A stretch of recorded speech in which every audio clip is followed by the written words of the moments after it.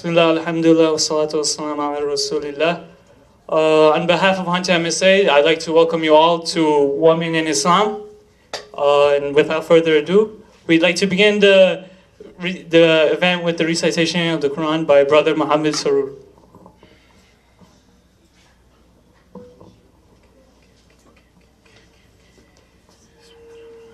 السلام عليكم. بسم الله الرحمن الرحيم. إن المسلمين والمسلمات والمؤمنين والمؤمنات والقانتين والقانتات والصادقين والصادقات والصابرين والصابرات والخاشعين والخاشعات والمتصدقين والمتصدقات والصائمين والصائمات والحافظين فروجهم والحافظات والذاكرين الله كثيرا والذاكرات أعد الله لهم مغفرة وأجر عظيما. صدق الله العظيم. Assalamu alaikum wa rahmatullah. The following words are illustrations of the ayah recited, Surah Ahzab, ayah 35. Indeed, the Muslim men and Muslim women, the believing men and believing women, the obedient men and obedient women, the truthful men and the truthful women, the patient men and the patient women, the humble men and humble women, the charitable men and charitable women, the fasting men and fasting women, the men who guard their private parts and the women who do so, and the men who remember Allah often and the women who do so. For them, Allah has prepared forgiveness and a great reward. Assalamu alaikum.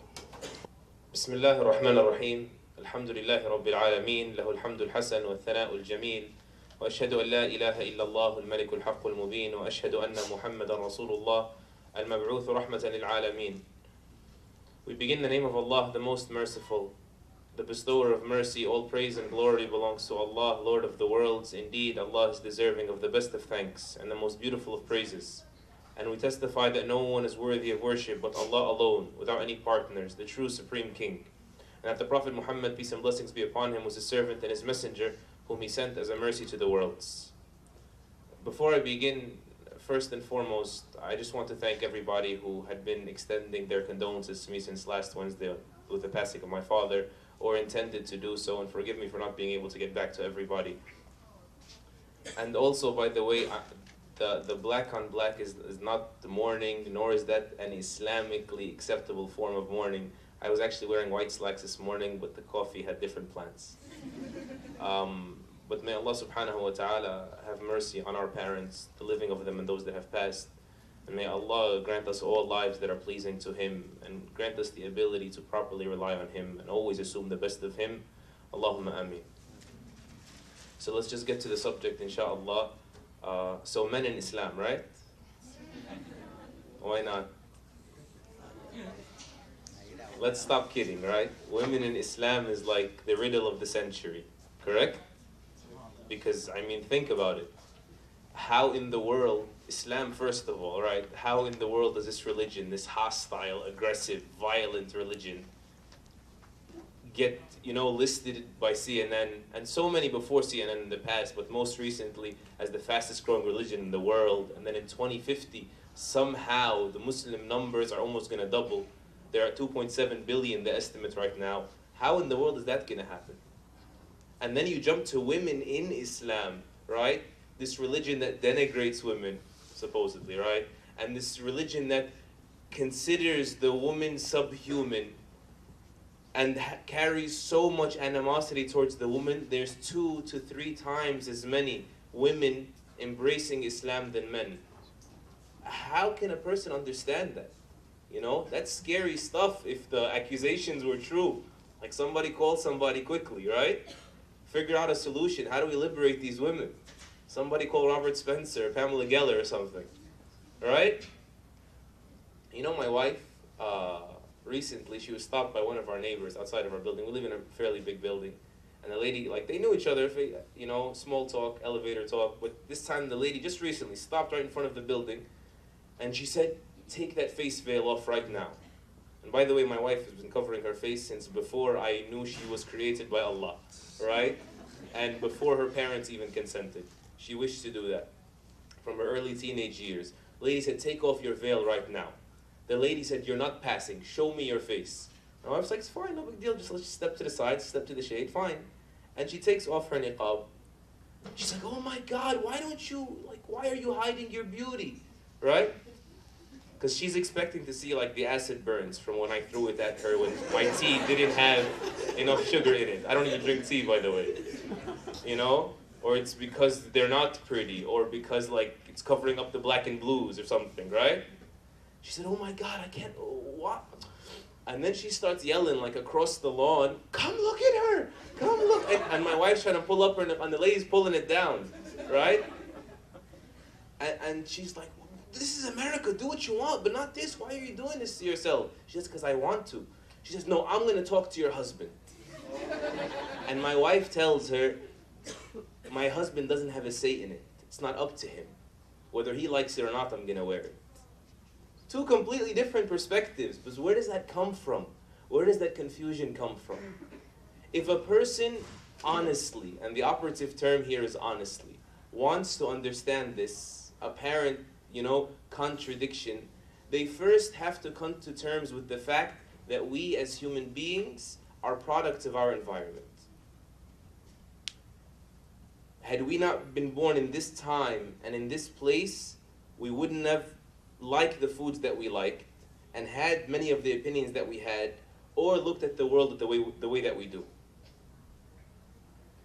And so, if we had honestly tried to see the subject objectively from the ground up and tried to dig deep down inside, and this is very hard for any human being, to come with a clean slate, to remove all baggage, to try to truly remove every bias and prejudice and be totally impartial, then you would realize, this is my claim for the rest of the talk, that Islam in fact had privileged women in a manner that had never been done by anyone historically and has never been done by anyone even currently. That's the explanation. Consider a religion that the very first heart to believe in it and receive that honor was a woman, Khadija, may Allah be pleased with her, the wife of our Prophet Muhammad, right? And the very first person to make that ultimate sacrifice, to let her blood spill and not let go of that religion, was a woman, Sumayya, the mother of Ammar. And the very last prophet of Allah to choose, he chose and sought permission from the rest of his family that he die in the house with his head on the chest of a woman, Aisha, may Allah be pleased with her. And that this religion brought a book, a guidance to the world. In that book, the 4th chapter is entitled Surah An-Nisa, the chapter on women, where there are heavenly enjoined rights that she has and obligations that must be delivered towards her. And also in that Qur'an, the 19th chapter is a chapter entitled after the name of a woman, Maryam. The chapter on Mary, the mother of Jesus, peace be upon them both. And in that Qur'an, you will find Maryam's name resurfacing 34 times. And in that Qur'an, you will find that of the 5 pillars of Islam is Hajj, pilgrimage to that sacred house in Mecca that Abraham built. And a mandatory part of that Hajj, for it to be valid when you do it once in your life, if you're able to, is for you to pace between the mountains of As-Safa and Marwa. Why? Because Allah commanded us to do that, following in suit in the footsteps of a woman, Hajar, Hagar, the wife of Abraham. And Allah the Most High says in Surah Al-Talaq in the Quran, وَالتحريم وَضَرَبَ اللَّهُ مَثَلًا لِلَّذِينَ آمَنُوا امْرَأَةَ فِرْعَوْنَ إِذْ قَالَتْ رَبِّ ابْنِ لِي عِنْدَكَ بَيْتًا فِي الْجَنَّةِ. And Allah has struck an example in this Quran for all the believers, men and women alike. What is this example? The woman that was married to Pharaoh. She's an example for the believing men and the believing women. when she said, "Oh my Lord, build for me, with you, a palace in paradise." She gave up her life to believe in Moses, peace and blessings be upon him, and departed from the religion, the false religion of her husband that claimed that he was the Lord, the Most High, and she was killed for it, and she didn't turn back. Allah says she's an example for us. And this same Qur'an, the Prophet Muhammad, peace and blessings be upon him, brings that chastises and condemns and severely censures the people of his time that used to bury their daughters alive. As the verses say, وَإِذَا الْمَوْءُودَةُ سُئِلَتْ بِأَيِّ ذَنْبٍ قُتِلَتْ. I warn you about the day when these female infants that were buried alive will be asked, for what sin were you killed? As an additional humiliation to the killer, he will not even be addressed. You know, when you hear all of this, the perspective all of a sudden starts like, hold on, wait a minute. So you're saying like the Prophet Muhammad was like a feminist, right? No, hold on, there's more. All of that is just a drop of the ocean, or a drop from that rain shower of mercy that was brought to the world. To give you a bit more context, Umar ibn al-Khattab, the second right-hand man of the Prophet Muhammad, peace and blessings be upon him, said, "We were the lowliest of people. Such moral corruption, such spiritual voids. We were the lowliest of people, and Allah honored us, men and women, with Islam. And if we choose to consider being honored in any other way, we will be humiliated again." He said that in general, but he said that specifically, like this applies across the board, but especially when it came to women. He says this in retrospect, after the Prophet Muhammad, peace and blessings be upon him, came with the guidance of Islam that transformed that generation. He says, كُنَّا لَا نَعُدُّ النِّسَاءَ شَيْئًا حَتَّى نَزَلَ فِيهِمْ مِنَ الْقُرْآنِ مَا نَزَلَ. We used to not consider the women to be anything of significance until all that came down about them in the Qur'an came down. Complete transformation. These women, their daughters are buried alive, right? Because they believe there's a bad omen, or you're not man enough to produce a man, or you're a burden you're going to be spent on because you're not a son, you're not a breadwinner. Many different reasons they gave. And their women were beaten in public. Their women were forced into prostitution. And they were, kind of like our day and age all over again, socially pressured and forced into nudity. All of that. And then Islam came with a revolution. But just before you sit there and marvel at how Islam did that, like, man, the Prophet Muhammad, peace and blessings be upon him, took on this whole, generation of heathens that used to treat women like this. There's more. This wasn't like the Arabs that were so backwards. This was a global revolution. He took on the world with these values. Go to Rome, go anywhere. In the Council of Macon, and I know there's great dispute about this, but this dispute honestly is not consequential at all. They say, no, they weren't debating on this, they were debating on that, whether she had a soul or not, or whether she was can we call her a homo sapien or not. That was the debate. The Council of Macon essentially was saying, is a woman a human being, and does she have a soul? And they concluded, and whoever wants to deny it can deny it, they concluded that she has no soul, and the only exception was one woman, Mary, the mother of Jesus. Peace and blessings, because she had to have a soul. Like, she's the mother of God, right? In their eyes. And then in 586, keep in mind, the Prophet Muhammad, peace and blessings be upon him, was born in 572. In 586, the French had a recount. And they said, listen, no, we'll take it back. She is human, she has a soul, but an inferior soul that was given to her so that she could fulfill her purpose in life, to serve the man. And by the way, in some non-Islamic cultures in the subcontinent, in India, until today, some of them still believe this. And that's why when the husband dies, the woman will either, one, jump in the fire with him, even though she's alive, but there's no point in her being alive after he's dead, and get cremated with him, or she lives in humiliation for the rest of her life. And then we move back to England. Henry VII, he was of the view, or the law was passed during his reign, that a woman was filthy, she was impure, and thus, as a result, she could not touch the Bible. And their precedent in this was many things. Of them was the Bible itself. And I'm not trying to dog on anybody's religion, but we believe as Muslims that Islam came to filter out all that got corrupted of the original messages of the prophets, who we believe were all of those that surrendered to Almighty God. You know, if you go to Ecclesiastes 7:26, I'll read to you the New International Translation. It says, I find more bitter than death the woman, who is a snare, whose heart is a trap, and whose hands are chains. The man who pleases God will escape her, but the sinner she will ensnare. She's the punishment.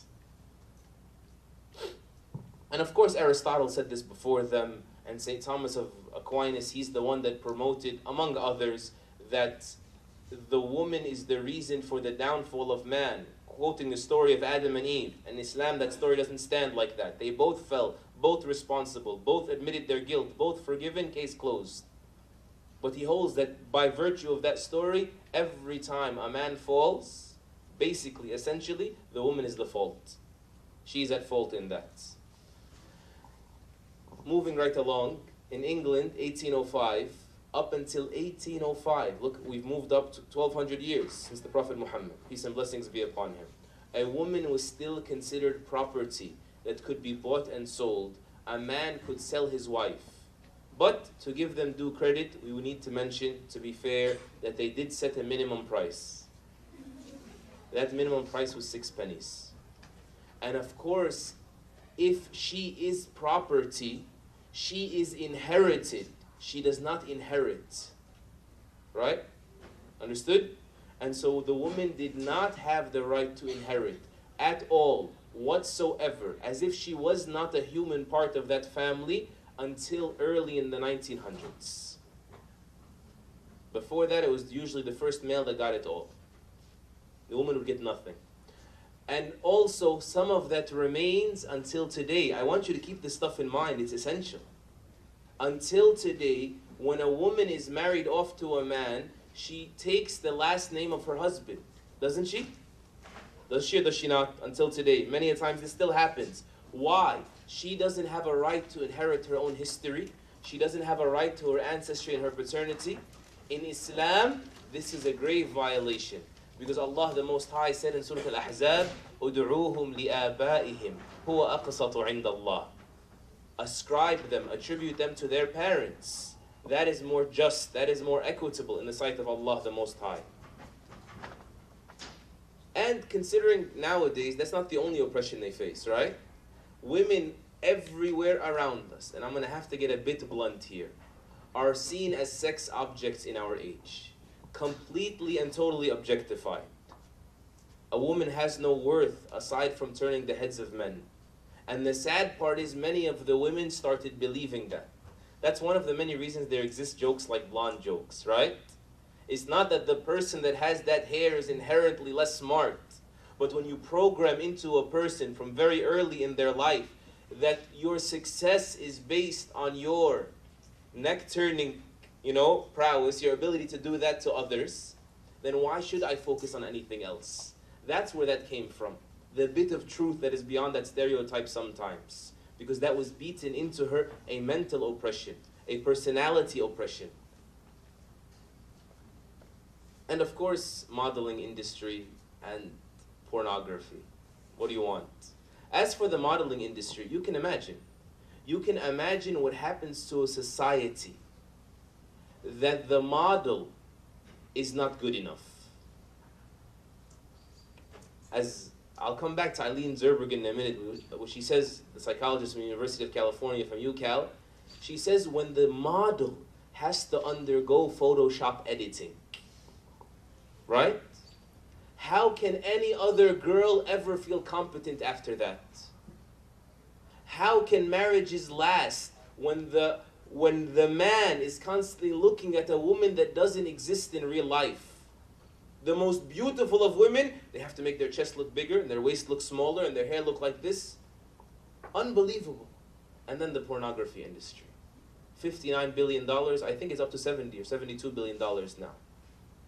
And just to give that some sort of relativism, that's baseball, basketball, football, NBA Finals, Super Bowl, all of that combined doesn't come close to the pornography industry. It doesn't even make that much. 1 out of every 4 internet searches is on sex.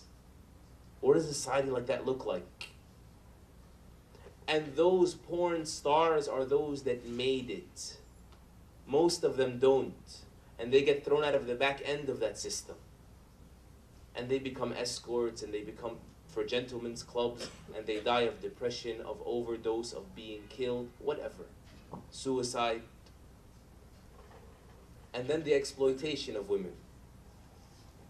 After all the liberation that has supposedly happened to the woman in the 21st century, where is she in influential places in the workforce?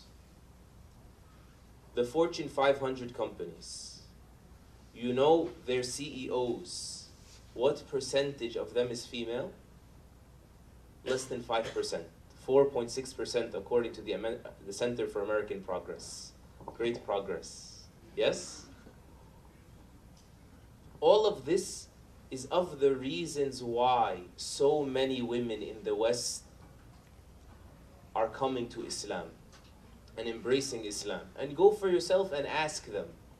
Many times people ask when I give this talk, why are you, a man, talking about women? Right? They always wonder that. Why can't a woman answer for herself? Go and ask her. But the same way she has a right to answer you, I have a right and I am privileged to represent her, whether she wants to or not. When someone is called oppressed and someone is picked on and someone is marginalized and people speak in her name, then I will speak in her name as well. How many times do we hear about Muslim women from women? It's not just because they're silent. It's because you're not going to hear from them what feeds the greater narrative in the media or elsewhere. Look up Sharifa Carlo, a convert to Islam. Look up Maryam Francois. She has a beautiful talk on the liberation of women in Islam on YouTube.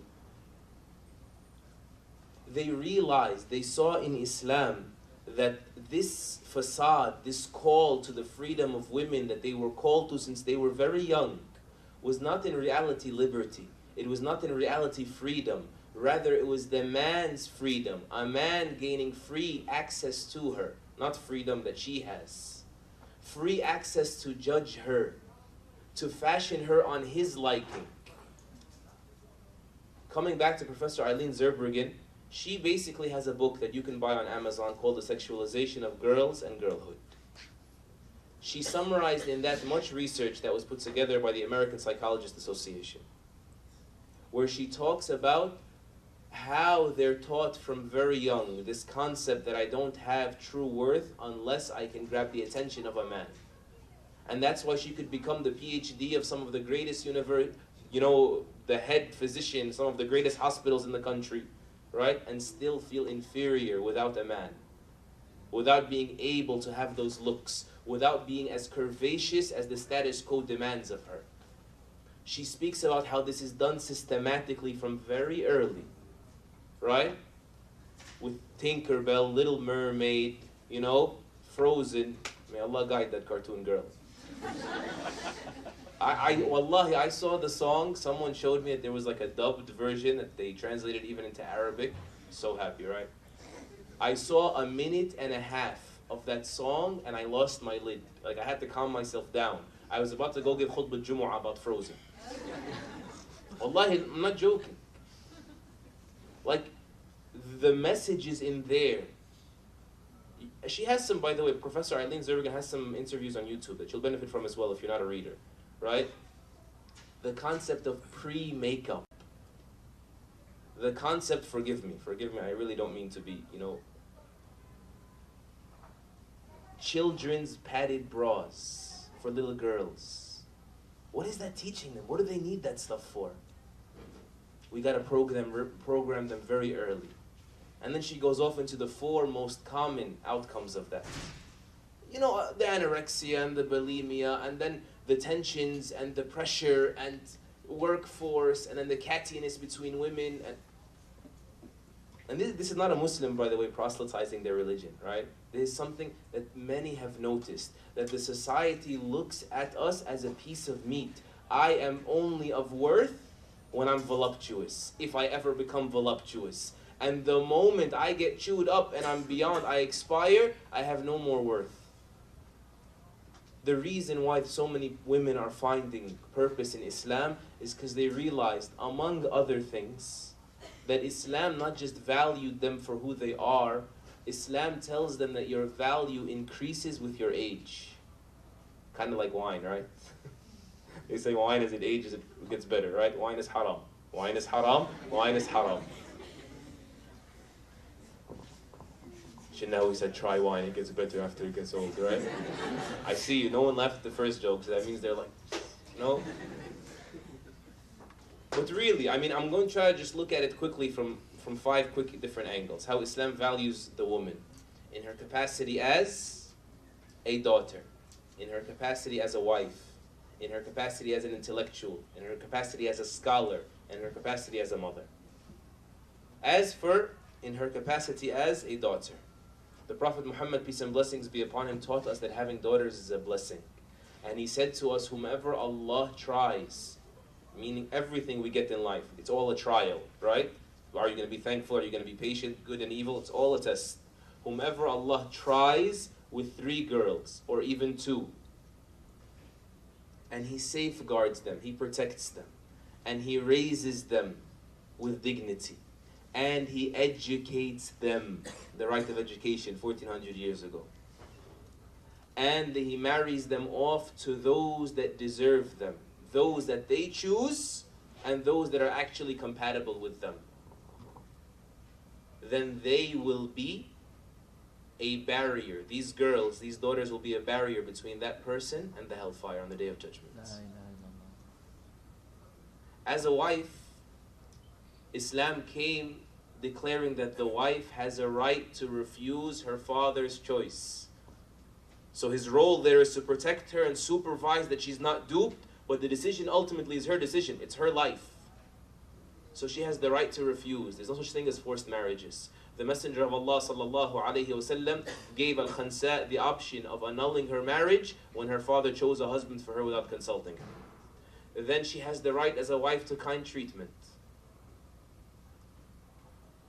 Abdullah ibn Abbas, one of the greatest scholars of the Qur'an, the student of the Prophet sallallahu alaihi wasallam and his cousin, they noticed him dressing up, like prepping himself as he's heading home. And they said, this is odd. I mean, first of all, you dress up to leave the house, right? You don't dress up when you're going home.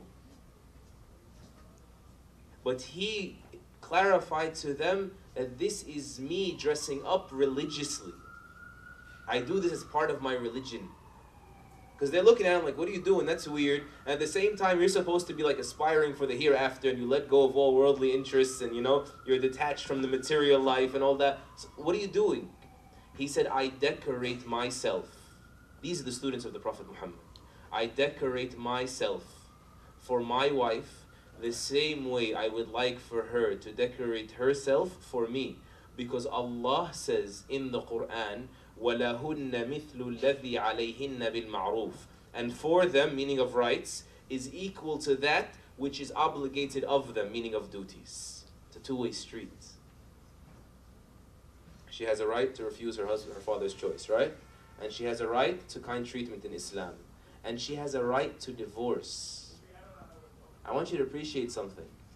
Till death do us part is not as romantic as you think it is. This is a religious injunction. In certain religions, like Eastern Orthodox Christianity, until today, like the Christians of my parents' country, Egypt, if you are not happy in the marriage, divorce is still not an option. So you gotta either live with it or kill her. But you can't divorce her. I'm joking, obviously, then I'm not saying that they permit murder. But it's a dead end. In Islam, we're taught to live together with excellence or go our separate ways with excellence. And the man has the right to initiate a divorce. It's called talaq. And the woman has the right, if she's being harmed by her husband or harmed by the relationship with her husband, even if it's inadvertent. That's why I'm saying harmed even by the relationship with her husband, how sour it's become, she has the right to initiate a divorce. It's called khul'. It's called khul', a wife-initiated divorce. What else does she have a right to? She has a right to wealth. She has a right to her own wealth. 1400 years ago, the Prophet Muhammad's wife, Khadija, was a trader, right? And the women were given permission to pay their charity to their husbands. Why? Because they don't have to be spending on their husbands. So it's a charity. It's not an isolated duty. In fact, she doesn't just have a right to her own wealth to keep it inherited from her dad and otherwise. She has a right to an upgrade on her wealth as soon as she gets married. We have in Islam what's called mahr, or sadaq in the Qur'an it's called. Sadaq is the wedding gift. The closest translation to it is dowry. You guys heard dowry before? This is not dowry. Because dowry has always been, except for Islam, given to the father or something along those lines. Because you're taking away his daughter, so you're giving him a gift for giving up his daughter to you. Because the servant is going from his house to your house. Slave labor. So we appreciate you handing over your servants. In Islam, this gift that's a mandatory part of the wedding contract for its validity is given to the woman and hers entirely, and nobody can usurp that money from her. Not her father, not her husband. And it's called sadaq. Comes from the word sidq, which means truthfulness, because it's supposed to show that the man is truthful in his commitment, truthful in him estimating the worth of this person in front of them. And that's why, if he is wealthy, there is no cap on what she can demand of him. If he can handle it, it's totally fine, not discouraged necessarily. I'm sorry, guys. You know, I mentioned before that people, you know, they may not be able to imagine these things. There was one of our sisters, she had just become Muslim, she doesn't know how it works, right? And so the sheikh, when he's telling them how you guys get married, he says you have to ask of him a gift, or he has to offer a gift, and you have to accept it. If you don't accept it, then he can't marry you.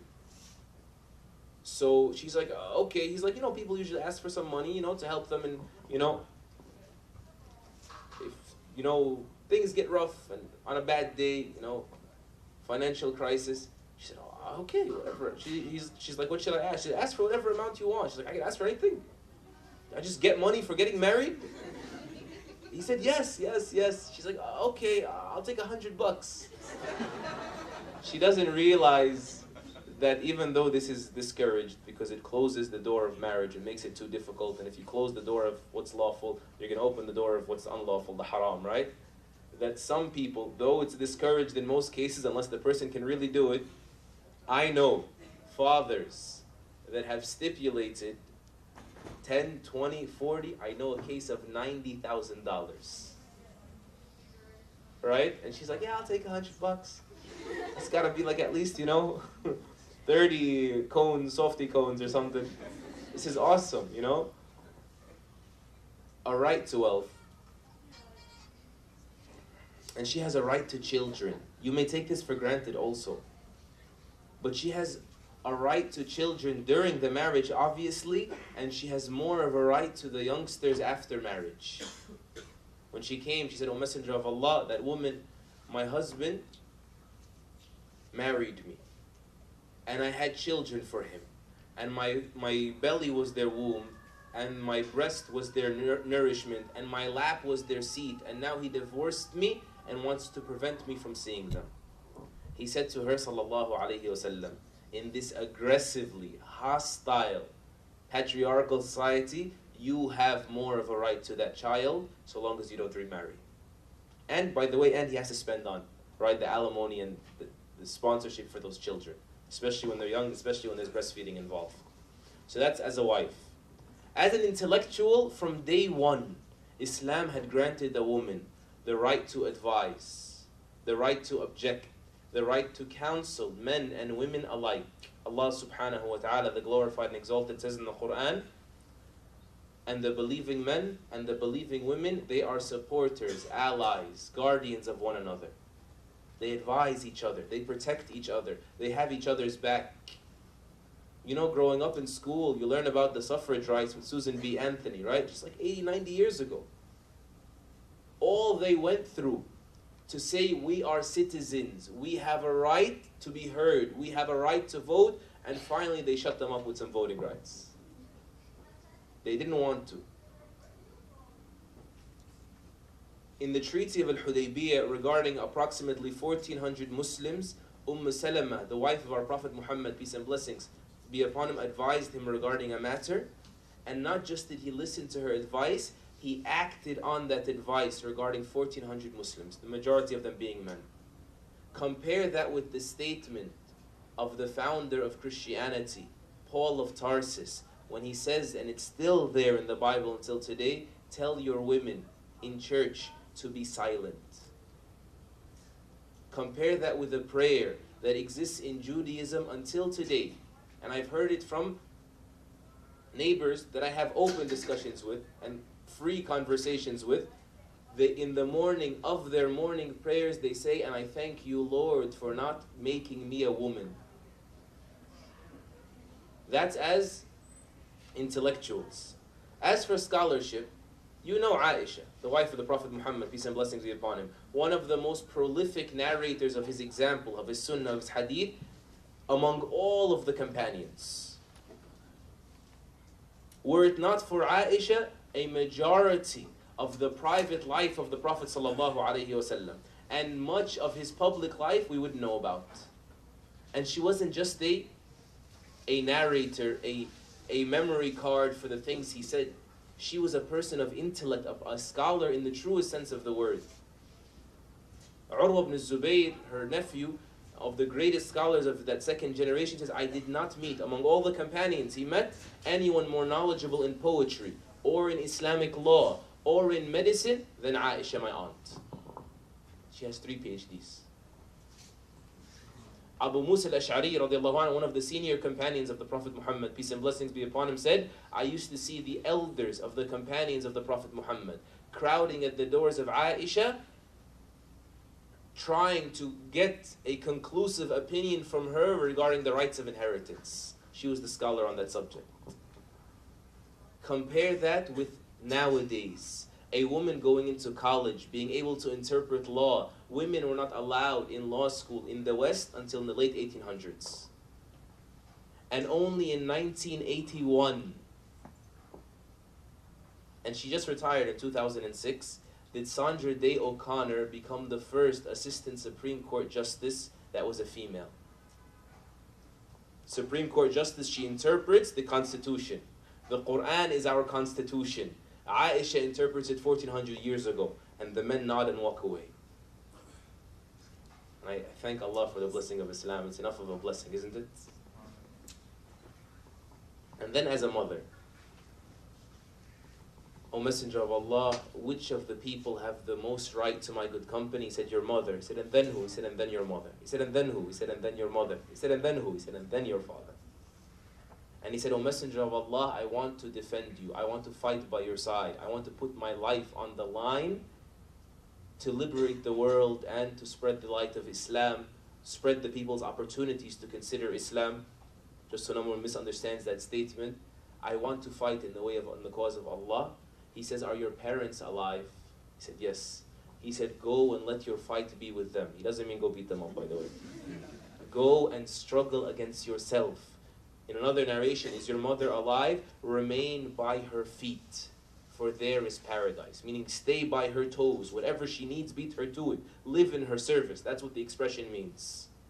There is paradise. You want to die for the sake of Allah? You want to put your life on the line? You want to be a martyr? Right there. That's your fight. Stay by her feet.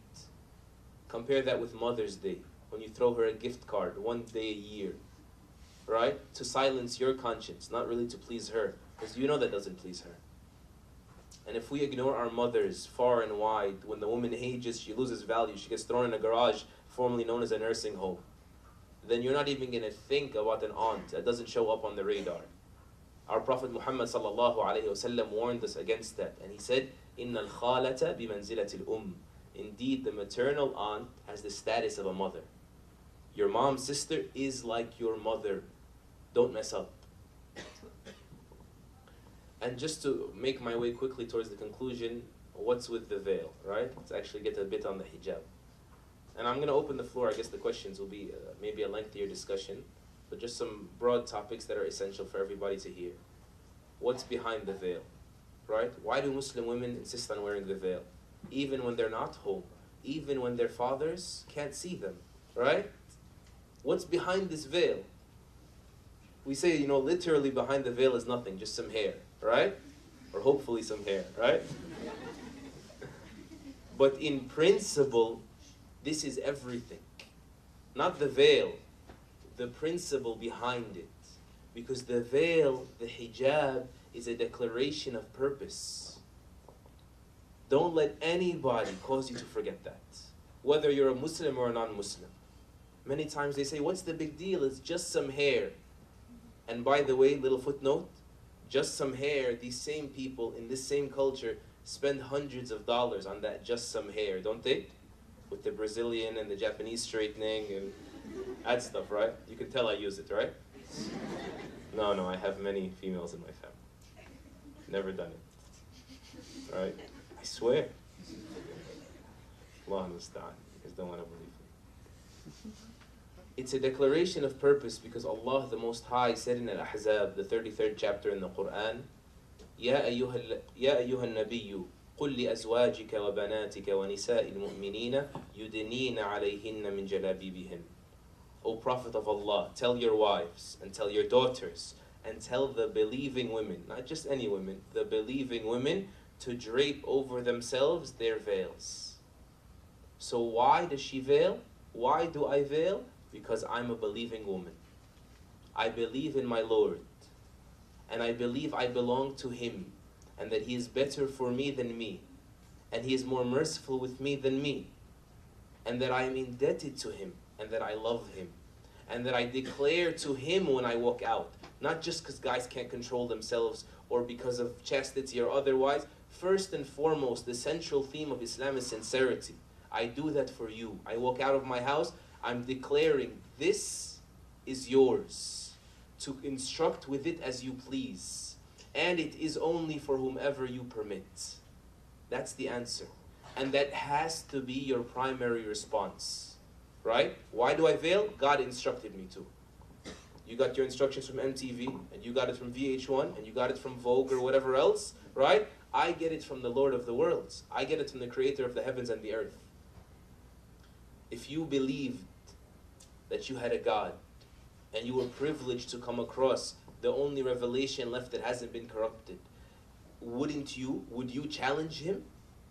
I trust Him. Do you want to know why I trust Him?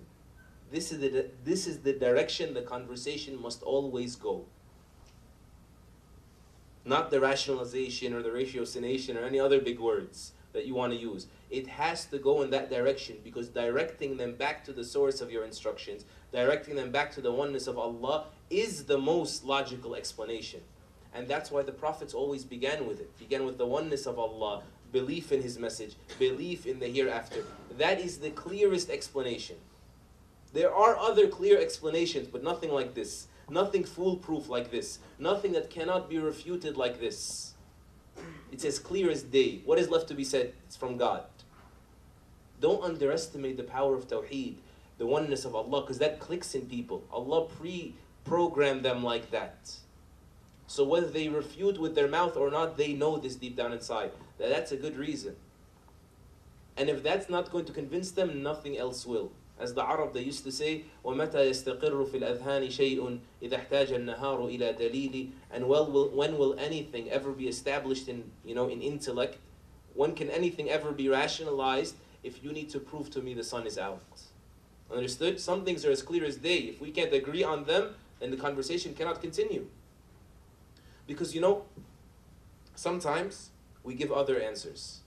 But those answers, they can all be debatable. Why do you veil? Sisters, why do you veil? Give me another answer besides the one we just agreed on. Modest. So you're saying I'm not modest? Right? Give me another one. So that I'm not materialistic. Okay. Another one. More. Attractive. What if someone tells you, I think women that are veiled are more attractive than women that are not? They're not lying, by the way. This is sometimes an honest answer. Because even if they cannot understand it, a human being is drawn to modesty, right? Drawn to someone who's not so superficial, drawn to someone that has shame. It's part of us, even if they buried theirs. So how do you answer then? If you don't have, there is an answer, but if you don't have it, does that mean, okay, if that's my reasoning and they refuted my reasoning, take the hijab off now, right? And even if they agree with your logic, they will not necessarily agree forever. Because they're measuring by a stick that constantly changes. Their gauge always fluctuates. That's the blessing of having definitive guidance from Allah that's timeless. People 50 years ago were appalled at the concept of premarital sex, weren't they? Oh, how could you? They would agree with you 50 years ago. Then a few days go by and almost everybody will agree that it's fine so long as it's consensual and they're at a certain age. You know, a good friend of mine, he's a security guard in MSG. And the guy came to him and was like, yo, Ayman, you guys don't have sex outside of marriage. At all? You guys, at all? He's like, yeah, of course. He's like, you guys can't? He's like, bro, you can't either. He's like, I know, but nobody actually does that, you know? So he goes, why are you blaming me for something I'm sticking to? That's also in your books. And that's of the beauty of Islam and one of, I don't need to prove that it's the main, may not even be the main reason, one of the reasons why Islam has so many antagonists right now on the ethical level and other is because Islam has refused to bow. Islam has proven time and time again that it is timeless and the world will catch up. And the world will catch up. Human rights and all these organizations, and they're supporting women supposedly in what they've done. The Prophet Muhammad did that and the whole world said he was wrong 1400 years ago. The world is catching up. Likewise with every, feel blessed that you have definitive guidance from the divine. That's why your number one answer is God said so. I'll be off the mic in 10 minutes. I'm sorry for taking so long. There could be a secondary answer though. Another wisdom, but it shouldn't be our primary. And Allah alluded us to it in that same verse and tell the believing women to drape over themselves their veils. ذَلِكَ أَدِنَا أَن يُعْرَفْنَ فَلَا يُؤْذَيْنَ. This is more likely that they would be recognized, meaning as free, respectable women, and so they will not be annoyed, they will not be harassed. That's the secondary reason. That it's a declaration of, I'm not a toy. I'm not awaiting for you to whistle or poke me on Facebook or whatever else. I'm not waiting for you to validate me. I'm not that, you know, that type of person. I'm not the, forgive me.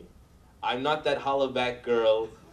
I'm not, you know, anything else. I'm not that poster child that you dream about, you know, in your bedroom, you know, with your pathetic magazines. I'm not that girl, right? My life does not revolve around you. I'm not obsessed and lose sleep and wake up at 4 a.m. so I can get on the train at 5 a.m. having, you know, stapled my bangs this way and placed the Band-Aid so my heels don't hurt, you know, on my leg, and checked every 2 hours in the corporate bathroom for wrinkles and messed up makeup, and I'm not that person. So it's a declaration of purpose. Listen, take a hike. This is not me. And also, you know what else it declares? And this is a little bit subtle, but it's very important as well. Nor am I the person that's obsessed with the exact opposite. Because, you know, some people are obsessed with grabbing a man's attention. And some people are obsessed with disproving that that man is worth anything. So I'm just like the man, yes or no? You know who I'm talking about. And we're better than the men. And we're superior to the men. And if you think about it, this mentality ran from it, male dominance, straight to it, because her life still revolves around it. You understand? She's bent on proving that man wrong, proving that man inferior. And honestly, you know, sometimes it really, really hurts when it trickles into the Muslim community and our sisters get caught up in this, many a times because they don't have that confidence just yet. That Islam has truly privileged them. And if they go seek it elsewhere, they will be humiliated. Women have the right to lead salah, right? I'm not blaming this totally on the women, but that came from them looking outside and thinking that like in other religions that have clergies, the imam is on some sort of pedestal. The Prophet Muhammad never said imams go to paradise. He said paradise under the mom's foot. Right or wrong? I have the right to work. Sisters, you have the right to work. This, I agree. A man has the right to work, a woman has the right to work. With conditions, fine. But the problem is when you are bent on insisting that my only worth is when I can work like the man and earn bread like the man. What are you talking about? Sister, you reproduce the human race. You provide planet Earth with the generations of tomorrow. How did the guy pressure you? And this is a societal pressure, a global. They pressured you many a times into thinking that's not good enough. And you have to get into the workforce, right? And you have to hide that you're pregnant so you'll still qualify for the promotion. And then you come back from your pregnancy and the team looks at you like you let us down. Whoa, how much am I supposed to be carrying here? I gotta do both? You know, Jane Selman, who's not a Muslim, once again, American writer, she says the term working mother is a redundant statement. I'm not saying you can't work. And if a woman does work, by the way, because she has to work, she's superwoman. She really is. But I'm saying when you feel like there's no worth in you unless you can, then you already fell into it. Or the concept that hijab is backwards, or that it holds us down, or how are we ever going to become astronauts if we're still wearing hijab? What are you talking about? There's oxygen in there no matter what. And there are people, Muslims, by the way, this is not a random thought. I know Muslims, I'll name them for you, thinkers that say this stuff. So, you know the Prophet Muhammad sallallahu alayhi wasallam, you know what he said? He said to a woman, I believe it was Usman ibn Umays, she said, O Messenger of Allah, the men get to pray in the mosque all the time. Meaning we're caught up, right? I'm not saying mothers are walking wombs and that's what women need to do to be chained to the kitchen sink type stuff. No. And I need to keep reiterating that I know. But you're doing the greatest task and so much of an overload is that alone. She said, but because we're caught up at home doing that, the men get to pray the 5 prayers in the mosque. And they pray Jumu'ah to Jumu'ah. And they go make Hajj after Hajj. And then they go and fight in the way of Allah. He said, you taking care of your home and being good to your husband, trying to keep that home, that family stable, you get the reward of all of that. You know why? Because that's jihad, the way that is jihad. Look, after women were forced into the workforce after World War II, what happened to the home since then? Now we know why we get the reward for jihad. The one that cares about the home. Doesn't underappreciate that. But of course, we are products of our environment once again. When there's shows out there like Desperate Housewives and this, that negative connotation. And so the hijab, in conclusion, is a matter of identity, right? I don't adore the man, nor do I despise the man. Basically, my life doesn't revolve around the man. That's what hijab is about secondarily, right? I refuse the comparison to begin with. Allah, the Most High, reminds me in the Qur'an, He says, وَلَيْسَ الذَّكَرُ كَالْأُنْثَى. The male is not like the female. There's a difference between equity and between identicality, right? They're not the same. And any honest person will agree with that. It's logical as well. It's not just divinely ordained. We know that. Despite all the liberation of women, there's never been a female regiment that went out all by itself, right? To go fight the war. For any country.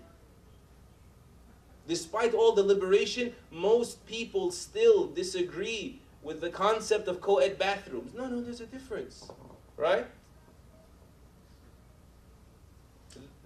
There's an NBA and there's a WNBA, right? Keep in mind, that is an acknowledgement, male sports, and that there's a difference. Islam says there's a difference. Our purpose in life is one, to serve the Most High. Hijab is part of you not getting stuck on the exterior and not allowing others to focus obsessively on the exterior, and we focus on what's most important and we become better human beings and to morally develop. That's all. But in the end, even if the details may differ because the natures differ, our job is one, our role is one, to worship the one true God alone without any partners, to serve Almighty God, uphold His rights, the rights of humanity. You know, some people, once again, are so obsessed with proving there's no difference between the male and the female. And this is really a moot point, that when we say why then are there separate sports, they say we agree, there shouldn't be separate sports. Be honest, right? And by the way, some feminists are honest and say, no, we don't call for that. Because they know that if we merge, the Liberty against the Knicks, right? The women teams are not going to get anywhere in like the top 100 teams. This is not me being misogynistic, sexist, whatever, insult you want to throw at me. There is a difference. Islam says that difference does not take away from the value of the man or the woman. Look at advertisements. Women's magazines, by the way, women's magazines, beauty magazines. What percentage of them is women? 95% of the pictures are that of women. Men's magazines. What percentage of them is men? Huh? Very small, right? It's all women as well. There's a difference. If you put any 7-footer from the NBA in short shorts to sell your Lamborghini on the billboard, you're not going to sell your Lamborghini when Shaquille O'Neal's, his legs up there, right? But you got to put the girl with the mini skirt, micro skirt, belt, whatever she's wearing, right? And you sell your car. There's a difference. And those that wanted to make money to progress on a worldly level recognized that and acted on it. What about a person that wants to excel as a human being, fulfill his purpose in life? Why live in that denial? I understand some people this is reactionary, and because of the centuries of abuse that women have underwent, they went to the opposite extreme. Islam says, listen, life is short. This is a reality. We all know it. There's no time for these bitter, gender wars and this, child fussing. No. The woman is different, so she gets treated different. That's why when the woman is going through her monthly cycle, she doesn't have to pray. If the man, so long as he's alive and breathing, he has to pray. No exceptions whatsoever. The woman is not like the man, so the man has to spend on her, and she doesn't have to spend on him a penny. And if she chooses to spend on him because he can't spend on her, if she chooses, she can make it a debt on him that he must pay back. And if he dies first, she inherits all of that money as the debt. There's a difference. That's why when the Prophet Muhammad said, your mother, your mother, your mother, one of the most beautiful commentaries I've come across on that hadith, Imam al-Qurtubi rahimahullah says, because your mother is different, so she's treated different. She did 3 things alone before the 4th, which belongs to the father, did anything. She held you for 9 months by herself, excruciating pain. And then she delivered you, and that labor, its pain is comparable to the agonies of death, by herself.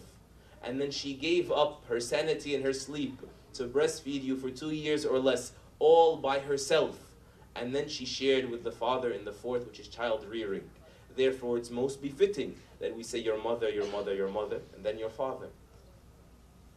And the Prophet ﷺ said to us, "An-nisa'u shaqa'iqu rijal," men are the full siblings or the twin halves of men. Meaning they're perfectly like the man. Men and women are equal in terms of being human beings, in their humanity, definitely. And they're perfectly equal in being believers and climbing the staircase of righteousness, definitely so. They have equal opportunity.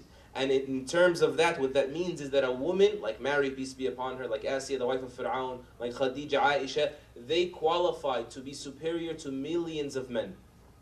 That's not where the disparity is. But regarding the details, the intricate differences, then in that case, Allah said you complete one another. You don't bicker and fight and compete one another in an unhealthy fashion like that. He says, هُنَّ لِبَاسٌ لَكُمْ وَأَنْتُمْ لِبَاسٌ لَهُنْ. You are garments for them, they are garments for you. The males and the females, the verse says.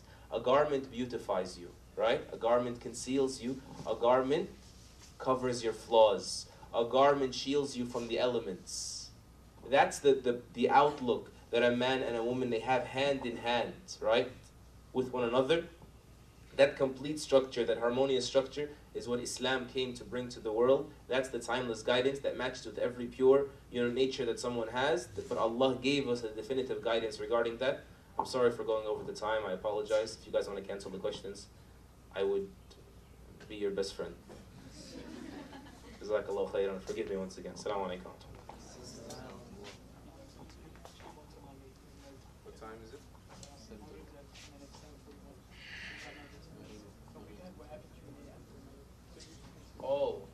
went that long. They're saying no questions till after Maghrib. Well, there's a few questions after till that. Let me answer the two that I saw up before the screen turned off. The first of them was about niqab, the face veil. Is that mandatory or not? This is an interpretive debate between the scholars, classically speaking. So it's totally fine to take either opinion. One opinion holds that niqab, the face veil, is a virtue and rewardable and praiseworthy but non-mandatory. The other opinion is all of that, plus in addition to it being mandatory. And the majority of the scholars of the madhahib are of the view that it's not mandatory. But like I said, the matter is open to interpretation, and you should follow those you believe are more knowledgeable, or the evidences you believe are more clear. But you should not impose that on any other person. The other question was the question regarding inheritance. There's so many issues that I could not possibly speak about in this lecture. But after I said what I've said, just understand from that much at least, that whatever negativity has been attributed to Islam regarding women, it's either something that's a false accusation, just like a straight forgery, or something that was a misinterpretation of the Qur'an and the Sunnah, not from Islam, but a misunderstanding about Islam, or a cultural norm that people try to validate by claiming it religious, or sometimes it was just something that a person prematurely concluded because he went into the conversation once again with a presupposition, right? So that based on some limited exposures about it, they assumed, because they already said Islam oppresses women, and they already believe that, because they heard it 3,000 times. Then they read in the verse that a woman receives half the inheritance of the man. So that's it. It's clear, still clear, right?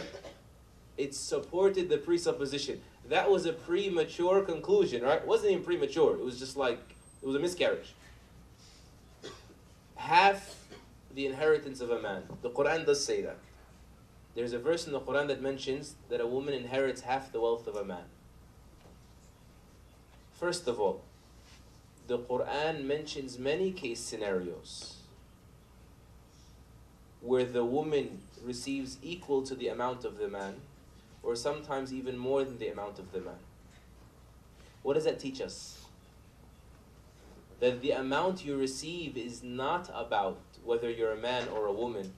It's about a greater structure, right?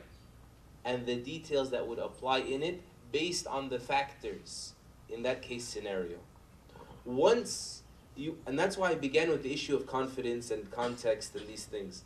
Because once you come without the accusatory mentality to the text, only then could you have the patience say, no, but why? Once, especially for the Muslim now, you're sure this is the word of Allah, you're beyond second guessing it. You just want to know the wisdom. But as soon as you read and you say, wait a minute, no, that can't be right, you're not going to see the wisdom. And some of the wisdoms Allah does show us to reassure us many a times, because He knows our nature. So let me just use this inheritance example just as an example. When does a woman receive half that of a man? When, tfaddal. Go ahead. No, feel free. He's going to say in Islam or something so wise like that, right? When they, for example, are on the same level, like being siblings, this is one of the scenarios where a man gets double. So the father dies and he leaves kids, boys and girls. The males get double what the females get. But keep in mind, he has to spend on those females. She doesn't have to spend a penny. The males aren't going to come back and say, so we should be getting it all, right? She gets half, and that's hers. He gets double, and it's his. And he could have a wife and kids, and now he has to spend on his sister. And he could have a mother as well that he has to spend on. And all he gets is double. Now, switch it over to another one. If the father dies, and he leaves behind no sons, but a daughter, right? and he leaves behind a father. If it was about male and female, the father would be getting double what the daughter gets. But that's not the case. In that scenario, the Qur'an says that the daughter gets 2/3 and the father gets 1/3. So she's getting double now. Why? Once you're sure this is from Allah, it's beyond, is it wise or not? It's wise. Then we can start talking, what's the wisdom behind it? You'll appreciate even the legalities of Islam will boost your iman. But the key is to not accuse Allah's wisdom. That's not the believer. Tfaddali. Because she has to now take care of his father and his father, who's a grandfather, and now he becomes like a roommate, right? She has her whole life ahead of her. She's the youngster. He's, right, probably has a child or another child, or, he has so many ways to be spent on now, okay? She has her life ahead of her. She has nobody spending on her now. She's the fend for herself, right? So she would require that money, yes? And then why does he get any of it at all, right? If that money is depleted from her, he still has to spend on her. Because the father of the father is a father. You understand? In Islam, the father of the father is still a father. Legally speaking. The proof is Allah says, O children of Adam. We're not the children of Adam. He's not our father. He's our great-grandfather. That's still a father. You understand? And there's so many scenarios like this where the woman gets equal, the woman gets double or otherwise. So it's not a male-female. That's just one rule taken out of context with the presupposition that Islam oppresses women. Equals? Gotcha. We caught these damn Muslims. Right? Is it Maghrib time yet? Or can I keep ranting? I don't know why you guys put up with me. You guys got finals coming. And can we turn this on? Don't you know Islam is from the desert? We're not into technology. Turn this on. Battery's dead, I think.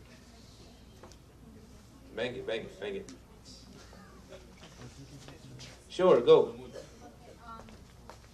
By the way, written first, because we've told people written, so until that comes back on, I'm just going to take hers. Small exception. So, like, one of, like, I guess the misconceptions is Yo, do you want to use my laptop? Yo, do you want to use my laptop? Yo, do you want me to use my laptop? But now that, seeing a lot of progressive movements coming up, and they're coming up with their own wisdom of a woman can lead men in prayer as well. And then you've also mentioned that hijab isn't essentially for, to lower the gaze of men because they can't control themselves, but to basically their own identity is for Allah Himself. So it's like, what is, I guess, the wisdom behind why a woman can't lead a man in prayer? Not saying I want to lead a man in prayer, but just like. Got you. No, I got you. It's an excellent question. The reason it's an excellent question is because I know the answer. No, I'm just joking. I love those questions, yeah? What was the question? Between me and the sisters. Why are you even here? She was asking what's the wisdom of a woman not being allowed to lead the men in prayer. Especially when we're talking about the obligatory prayer of members other than their household, then the scholars are unanimously agreed for the past 1400 years that the woman is allowed to lead the women in prayer, but she does not lead a man in prayer. There are numerous wisdoms that could be extrapolated or could be deduced when you think about it, and we'll try some in a minute. But once again, we need to differentiate between our primary response and our secondary. The primary is, this is the religion of Allah. Like consensus, the scholars agreeing, Allah told us, the ummah will not agree on falsehood, right? So the ijma', the unanimous agreement of the scholars is a concrete proof in and of itself in Islam. What I'm trying to say is, whether we know the wisdom of it or not, will not come back and undermine the ruling. So what's the wisdom in not eating pork? We can think of some wisdoms now, but the number one reason is Allah said so. Not that parasite in the pig's stomach, right? Because if we say the parasite, what if we develop a pill that can counteract the parasite? We could say that's obviously one of the wisdoms. Wow, we're really grateful that, we stayed away from pork 1400 years ago. Number one reason for her death in America is heart disease. We're happy we're not involved in that by virtue of staying away from pork and dead meat. But Allah said so, that's the reason. Got it, sister? Step one. We good? So Allah Azza wa Jal made the man the representative of the mixed crowd in the salah. Right? Especially when we're not talking about members of a household. Especially when we're talking about in a masjid. Right? Of the conditions of the salah, it has to be an adult, competent Muslim male. And we can basically leave it at that. Of the wisdoms of that, if you have a mixed crowd, forgive me, the sister's going to make ruku' and sujood right in front of me. Yes? That's one issue. Among others. Second of all, if in allowed prayers like Jumu'ah, the woman is going to read Qur'an, you're supposed to beautify your voice with Qur'an, right? And there's clearly a difference between a man's voice and a woman's voice. The Prophet Muhammad, peace and blessings be upon him, told us that when the imam makes a mistake in salah, by the way, you should add this to the lecture, the man and the woman have the right to correct him. But the man corrects him by saying Subhanallah, and the woman corrects him by calling his attention to it. Understand? So there is a difference. And we all know this. I mean, how comfortable would, I don't want to say any dignified woman, but the sister who knows the manners that Islam reminds you are part of human nature, even before Islam, part of your programming, yes? Would be comfortable bowing and prostrating in front of a man that's directly behind her. Right or wrong? Even in Christian school, right? Even in Catholic school where I grew up, when the girl drops something, and they wear their school uniform involves a skirt, right? Mid-thigh, knee, depends on, what reform project you're part of in what religion. If she bends down like this to pick it up, she gets punished. There's a reprimand for that. She has to bend at the knees, not at the waist. Because this is something that I'm embarrassed to give an explanation about. Okay? I hope that's a bit of the wisdom that's clear. The women can have their own Islamic center in California. And part of the reason they put together that initiative is the men's fault. That culture has overridden a bit of Islam and made them feel like second-class attendees in the masjid. And that is completely wrong. And we need to keep saying that aloud. And that's of the reason they felt unwanted in the masjid. They're not the only group. They're not the only group that felt unwanted in the masjid. The youth felt it a bit. The new Muslim have felt it a bit. The female have felt it a bit. And they have a right to pray amongst themselves. And it's good that they have their own activities among themselves. And it's good that they have education initiatives and recreational initiatives. But when it comes to the Jumu'ah prayer is a prayer that is to be done in the Jami'. The Jami' meaning the collecting masjid, the masjid that collects everybody. And that must be open to males and females. And so if they're going to be in Jumu'ah time, they need to find a masjid to pray in, or they can pray Dhuhr among themselves. And by unanimous agreement, Jumu'ah is not an obligation to be prayed by women anyway. Okay? So the matter is very flexible. If we just put all the biases aside and the bickering aside, there is much leeway here. Aside from that tiny point. And I would not like it for any sister, honestly, to be the one that was the first to bring about this in the Ummah of the Prophet ﷺ after 1400 years.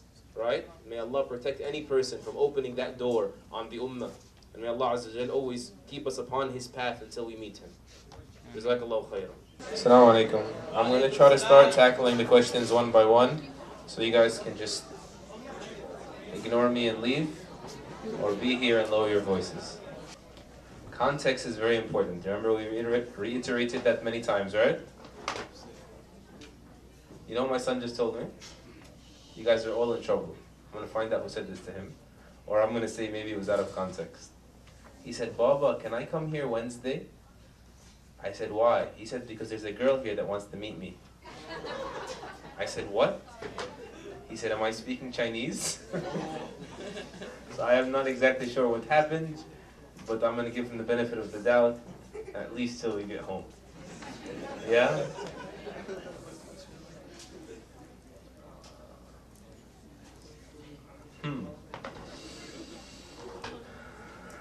Alhamdulillah, wassalatu wassalamu ala rasulillah. As usual, there are many fiqh questions here, Islamic legal rulings, inquiries. تعال بودي. تعال.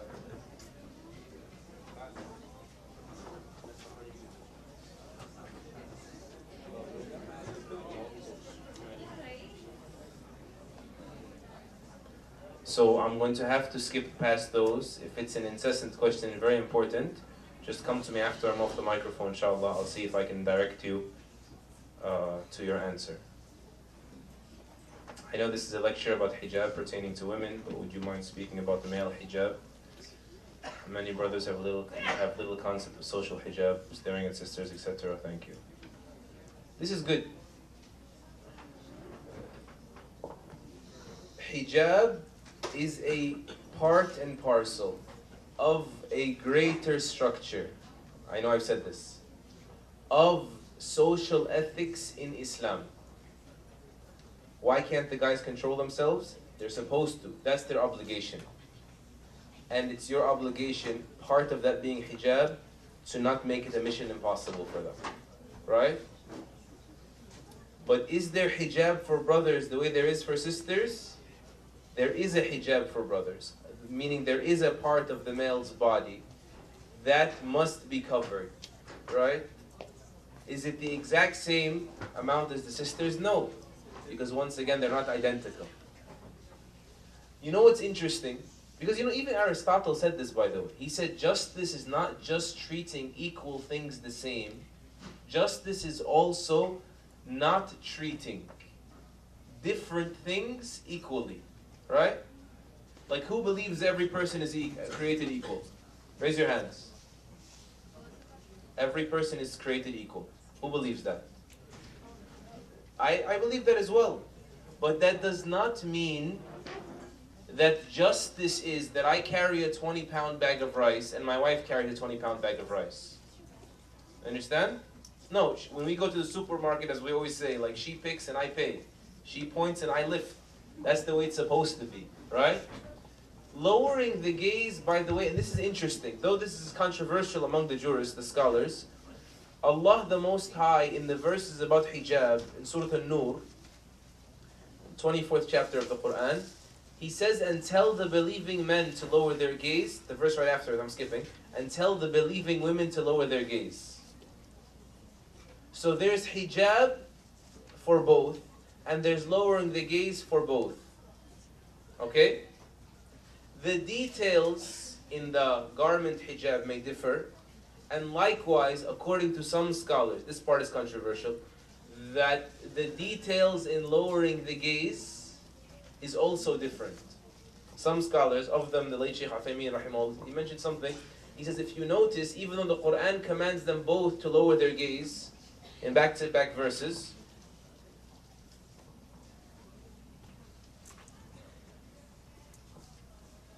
the Prophet ﷺ was more emphatic on a man lowering his gaze from women than a woman lowering her gaze in front of men. So the Prophet ﷺ let Aisha, a woman, stare at the Abyssinian delegation when they were playing with their spears in the masjid, right? But he didn't allow Al-Fadl ibn Abbas, Abdullah ibn Abbas' brother, Al-Fadl ibn Abbas, stare at that woman that came asking him a question during the Hajj time in the Haram, or in the area of Hajj in Mecca. He says, so even though the command is lower the gaze, the Messenger of Allah even treated those commands differently. He interprets to us that there's a difference. Why? He said, a man has to lower his gaze no matter what. Whereas a woman has to lower her gaze if she fears that there may be a stirring of desires. Whereas the man, we're a bunch of weaklings, we have to lower it from the get because we're more likely to be provoked even easier. You understand the difference? Does it make sense? Or the pizza tastes too good? I've traveled to many states in this country. Newfound appreciation for New York pizza. I don't blame you, but I hope I'm not speaking to myself. In Islam, what is sincerity for a believing woman? Sincerity is an action of the heart. And it is the same for a believing man and a believing woman. And it is, in essence, to do what Allah wants. Right? To be devout to Him. To give up your right to choose for His choice. To give up your desires for the desire of the Divine Subhanahu wa Ta'ala. That is the same for a man and a woman. even if its implementation may be different, meaning Allah wants me to do this and He wants him to do that. That may differ.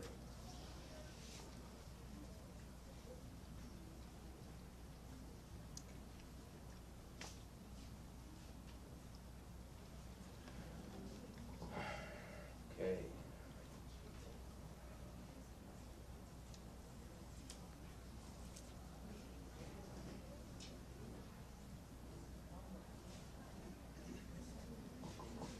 How can a Muslim man fulfill or prevent their sexual desires before marriage aside from keeping the gaze down and fasting on a daily basis? It comes to a point where puberty and desires override the man and are highly strong sexual desires.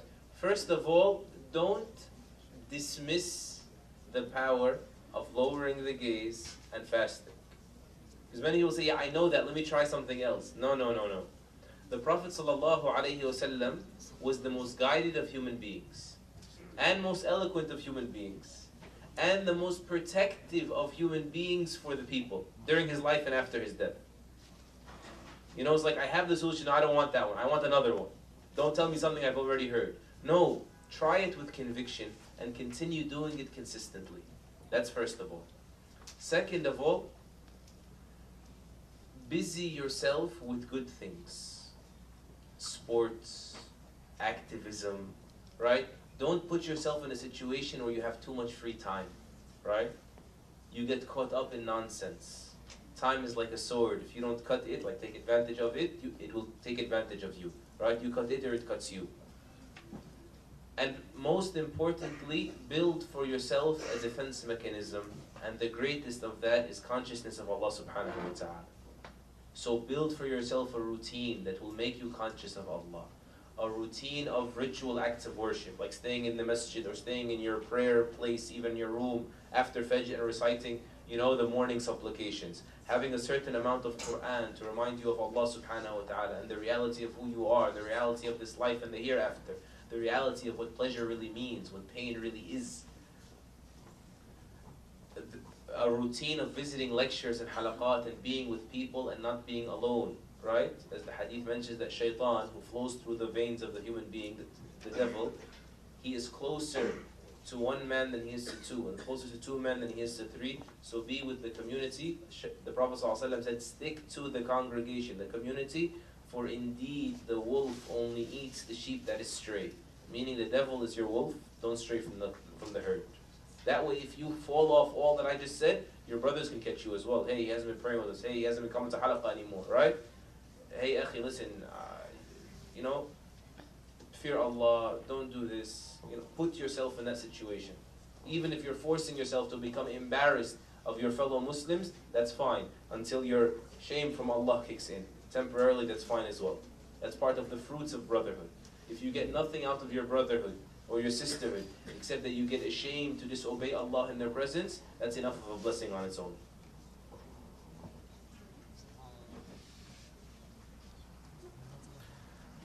How is hijab not a choice but a duty?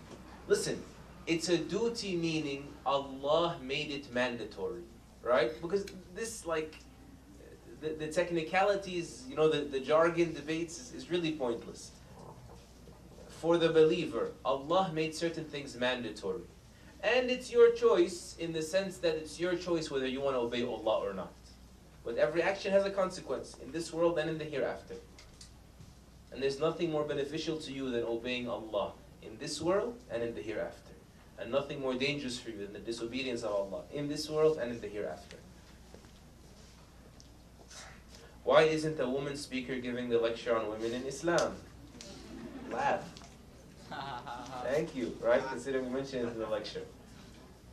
If you want to know, go ask the sisters. If you want to hear, there's on YouTube. If you want her to have the microphone, speak to the e-board, right? That's fine. But I have, and I love to, and I will continue to, inshallah, speak on behalf of my sisters, and I take great pride in doing so. Not that they can't speak up, not that they won't speak up, right? Approach them. They'll give you their 2 cents and more, right? But at the end of the day, as I mentioned in the lecture, everybody speaks on behalf of them, right? And therefore I'm going to, this is one of those things that because there's a presupposition, it's seen as a negative. You know? Like when a man services a woman, most people still consider that chivalry. Like when a guy gets out of his seat in the bus for a lady, that's a nice guy. Forget his intentions, right? But that's a virtuous act, yes?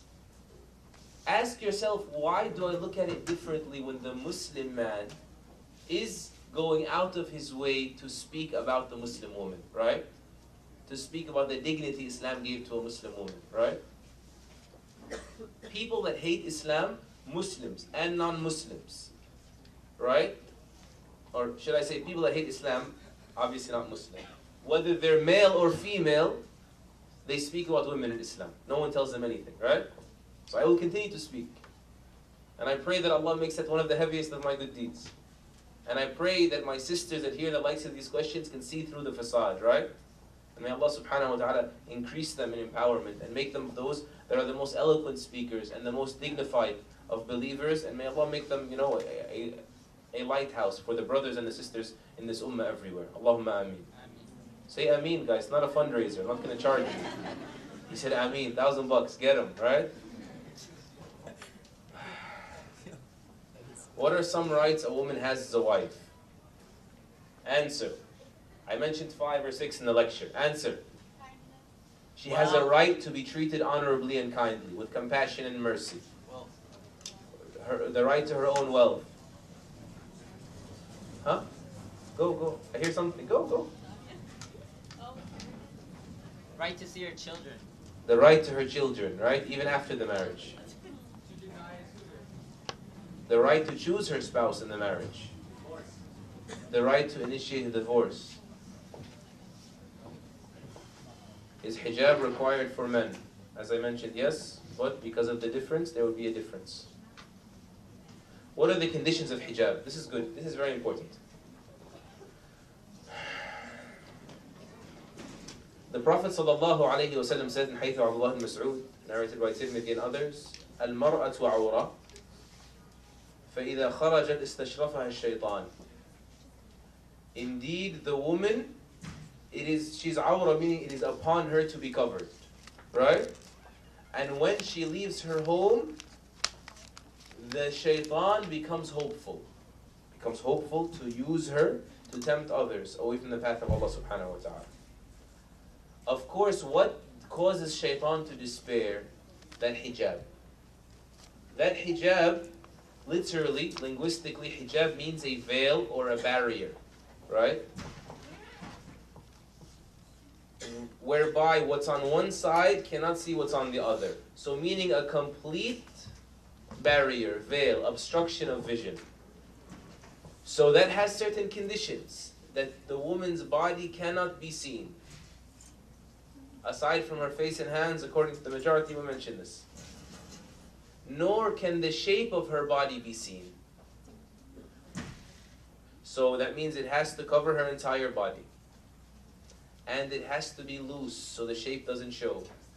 And it obviously has to be opaque, not transparent, so what's behind it does not show.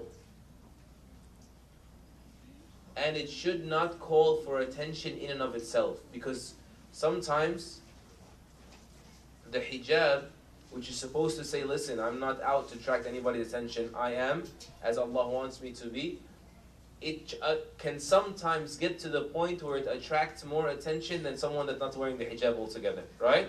It can become a tease almost, right? So that can't be it either.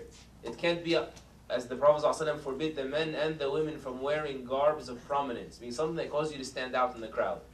A color, a design, whatever it may be. Ask yourself, why am I wearing this? Between you and Allah, am I wearing this to stand out? Am I wearing it as if I'm not wearing it? Is it not opaque, right? Is it see-through? Is it tight and the like? So the woman must be covered from head to toe, right? Aside from her face and her hands, and neither her body nor the shape of it should show. Obviously no perfuming and the likes, this should be known as well. But I'm talking about the physical fabric hijab itself. And it should not be a decor in and of itself. So doesn't the niqab make you stand out? It's a good question. you are not supposed to stand out, meaning to go out of your way to stand out, to do something abnormal. But of course, if that abnormality, right, is mandated upon you by the religion, this could be said about niqab, this could be said about like the head veil, this could be said about the beard, this could be said about anything. No, ultimately the Prophet ﷺ said Islam began as a stranger and will return to being a stranger. So glad tidings to the strangers, right? So a person should not go out of their way to stand out, male or female, right? But if they were not trying to stand out, but the hijab that they wore simply stands out because no one else is wearing hijab, that's obviously not included. But by the way, that ruling standing out does change from culture to culture. Like, let's imagine you're in a certain part of the world where everybody wears navy blue hijab. If you wear green hijab there, it would stand out. And you shouldn't do that. Even though green hijab in and of itself is not haram. And the wife of Abu Rafi' came complaining to the Prophet ﷺ about her husband hitting her, and her hijab was green. So it's permissible to wear green, right? Dark green, hunter green, mediocre green, not neon green, hopefully, not kryptonite green, yeah? None of that. But in general, this does change from culture to culture, the standout factor. It is a bit fluctuating. Can females fight in a war? Can they also be martyrs? The Prophet ﷺ, when he was asked about women about Hajj, he said Hajj is the jihad of women, a jihad that there is no combat in, right? So this is the jihad that's obligatory upon a woman. If in an exceptional circumstance, a woman finds herself in the middle of that, that's the exception, not the rule. Like who? Like Umara, may Allah be pleased with her, Nusayba bint Ka'b. She was there with the Muslim army feeding them or giving them water, right? But when the ambush happened and everybody went crazy and people ran back, she said, give the sword to someone who would fight. And she took the sword, she fought, 7 men around her. May Allah subhanahu wa ta'ala be pleased with her, right? Or for example, let's say someone is overrunning your home, right? Then all bets are off. Everybody defend yourself, and whoever dies in defense of their wealth or their family or their home, as the Prophet ﷺ said, this is the death of martyrdom. Also, as we mentioned, the woman that takes care of the human being, that underappreciated, undervalued task and full-time job, if a woman does that, she has the reward of that jihad that you're speaking about. And also the Prophet ﷺ made us recognize that a woman that dies while in delivering a child, while in child labor, she dies from that, then she's a person also that is forgiven and admitted to paradise the way the shaheed is as well.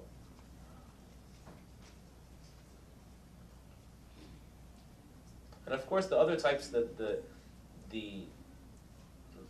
lesser types of martyrdom that the Prophet ﷺ mentioned, the person that dies from a fire is a martyr, the one that dies of drowning is a martyr, the one that dies from the collapse, meaning like a demolition crashes down on them, is a martyr, the one that dies from an abdominal ailment is a martyr. All of those obviously there's no differentiation between a man and a woman in that regard.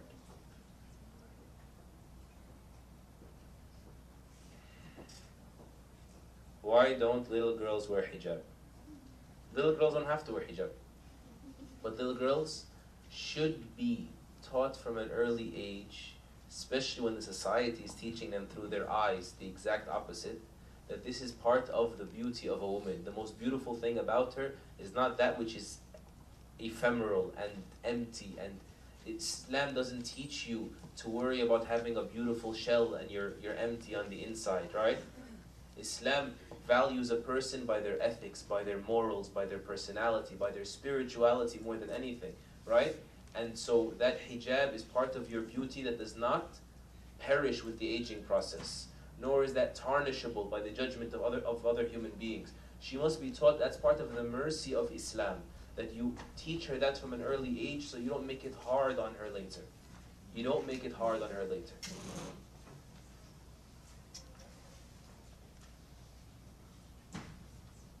Is there anything else? Did I skip anything? Did I not answer someone's question? Yeah. Sure. Is it still here? Is it fiqh? Why isn't a woman, we said that one, isn't men giving their opinions in the matter of proof that women are being unrepresented? How can men speak on their behalf? I think I answered that one, and I answered how it's not a choice but a duty. Wearing hijab in a fashionable way. I think I answered that.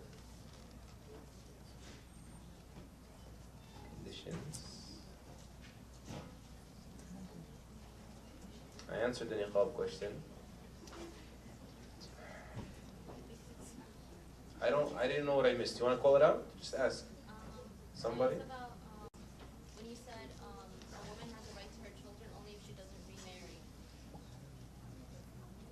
But why though? Like if she doesn't remarry.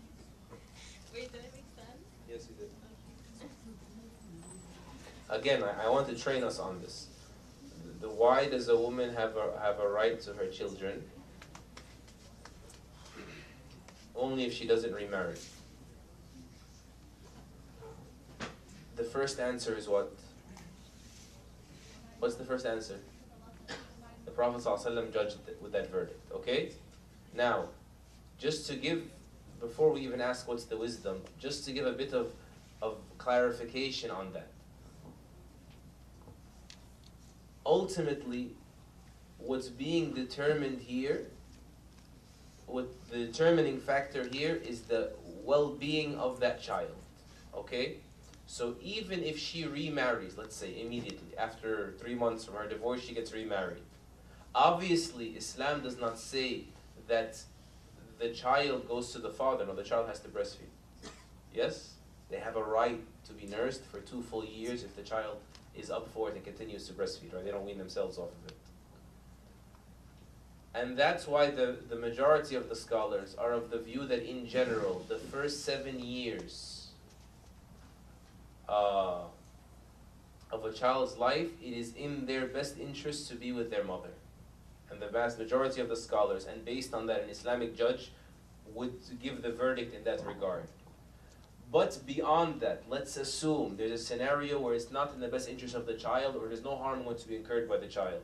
The Prophet ﷺ mentioned that the child living with the father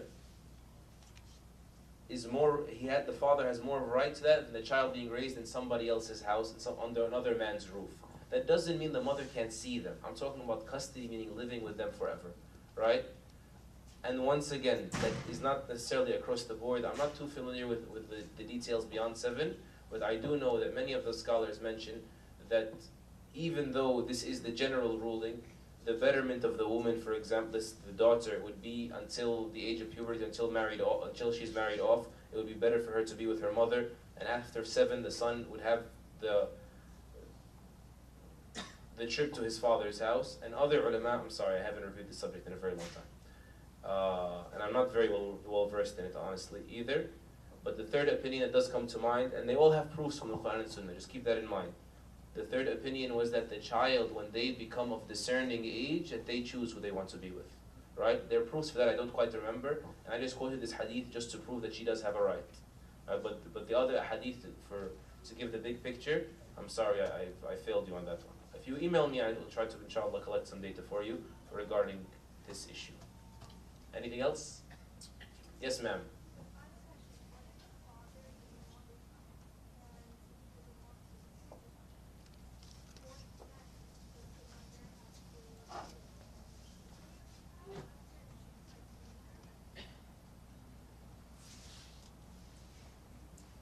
Yes, in general, the issue of rights in Islam, this is the way they work, okay?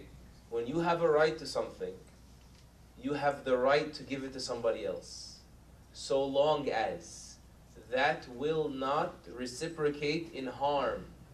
So, a woman has the right to have her child during breastfeeding, okay? She can't forego that right because it would harm the child to do so. So if it's the father's right to have the child and he forgoes it and it's not going to harm the child to go with the mother or whatever else, then that's fine as well. But of course he would have to be spending on his children. That's a different issue, right? Allah Ta'ala, Allah knows best. Yes, ma'am. How do you pull strength from weakness and pain? Again. How do you pull strength from weakness and pain? How do you pull strength from weakness and pain using Islam? That's an awesome question. Pull us into philosophy class like that. Alright? In Islam, we're taught that, number one, there is no such event that occurs in the universe except that it's under the management of Almighty God. So God destines everything, right? That's step one. That's the Muslim's outlook on life. Even the harm, the pain, the suffering, the disappointment, the evil in the world that he endures and he experiences, we believe that God destined that so that we would recognize our weakness and we would turn to him for strength. And so that our back would be strengthened. If it doesn't break you, it makes you stronger. And thus, whenever a person becomes more righteous, he goes through more weakness and pain, meaning these episodes. Our Prophet Muhammad, peace and blessings be upon him, said, those with the greatest trials, difficulties, tribulations in life are the prophets. And then those like them get trials like them, meaning degrees gradually. A person will be given trials to the degree of his religious commitment. So it's supposed to bring you closer to God. The more pain you go through, the more you rush back to Almighty God. And admit your weakness, and that is the source of all strength. He reminds you that it's not from you. It doesn't come from you, right? Even depending on yourself, you'll be setting yourself up for disappointment, right? We believe in Islam, la hawla wa la quwwata illa billah, that there's no might nor power except with Allah, right? We say, oh Allah, iyyaka na'bud, all the time in our prayers. Only you do we serve, wa iyyaka nasta'een, and only in you do we seek strength. We don't even seek it with ourselves. So those episodes of weakness, of pain in our lives are reminders, are gifts to bring us back to that reality. Does that make sense? That's the Islamic outlook on pain and suffering. Yes, ma'am. Sure, just call it out. Oh, wow, okay, there's more, it just came up. I guess there's like a reload button here.